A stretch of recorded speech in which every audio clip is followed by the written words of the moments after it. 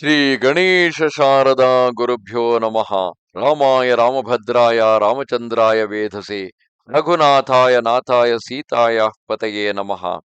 Welcome to all for this session on Ramayana to chapter 85 of Yuddha Kanda. In the previous chapter, we saw Hanuman bringing the bad news of killing of Sita in the hands of Indrajithu.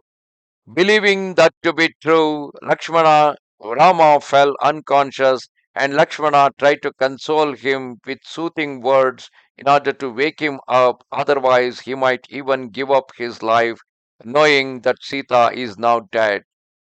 In the meantime, Vibhishana, who came to meet Rama, went on to tell him that everything, whatever he heard, is a false news, and what Hanuman had saw was an illusory Sita, because Ravana would never allow anyone to even look at Sita, who is held captive in the Ashoka grove, when nobody can even, not even his own sons, not even his own brothers, to look at Sita.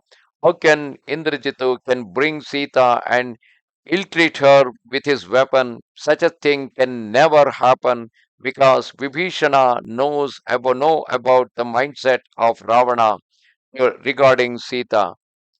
Thus did the Titan speak, but Raghava, who was overwhelmed with grief, did not fully comprehend what was said to him. Thereafter, having regained his strength, Rama, the conqueror of hostile citadels, answered Vibhishana, who was seated at his side, saying, O Vibhishana, prince of the Nairatas, I desire to hear once again what you have said to me. You yourself repeat what I long to know. Hearing these words of Raghava, Vibhishana, skilled in discourse, repeated that which he had already told him, saying, The behest you did lay upon me, O long armed warrior, regarding the disposal of the forces have been carried out scrupulously. The divisions of the army are drawn up on all sides, and the leaders have each had their posts allotted to them. O mighty Lord, now hear what I have to impart further. O Prince, beholding you afflicted, we are all discouraged. Abandon your distress, that grief which conduces to the joy of the enemy afar off, throw it off. Take courage, O hero, and destroy the rangers of the night. May felicity be yours, since you are to be reunited with Sita. O joy of the house of Raghu, listen to my sage counsel. Let Saumitri set out bravely at the head of considerable force and converge on the Nikumbila grove in order to slay Ravani or Indrajithu in combat by the aid of arrows resembling venomous snakes loosed by his bow. That warrior, on account of his asceticism, received a marvelous boon, the Brahmashira weapon from Swayambhu, and also steeds that course at his will. He has undoubtedly reached the Nikumbila grove with his forces. If he succeeds in carrying through the sacrifice, know that we are lost. The enemy who strikes you before you have reached the Nikumbila grove is the enemy who strikes you. This is what has been told to Indrajithu by Brahma. The enemy who strikes you before you reach the Nikumbila grove and ignited the fire, armed as you are, will bring you your death, O enemy of Indra. Such were the words pronounced by the Lord of the world, Brahma, and thus was the end of that crafty Titan ordained. O Rama, send your powerful brother to slay Indrajita, and he being slain, Ravana with his friends is also slain. Vibhishana having spoken thus, Rama answered him, saying, O you whose prowess is truth, I know the magical power of that barbarian. His knowledge of the Brahma weapon endows that skillful and great magician with immense power, so that he is able to deprive the gods and Varuna himself of consciousness in combat. While he ranges the sky in his chariot, O illustrious prince, one is no more able to follow his course than that of the sun in the mid of heavy cloud. Then Raghava, who was conversant with the magic power of that crafty enemy, said to Lakshmana, who shone with effulgence, go with the entire army of the Lord of the Monkeys, with its generals and Hanuman at their head.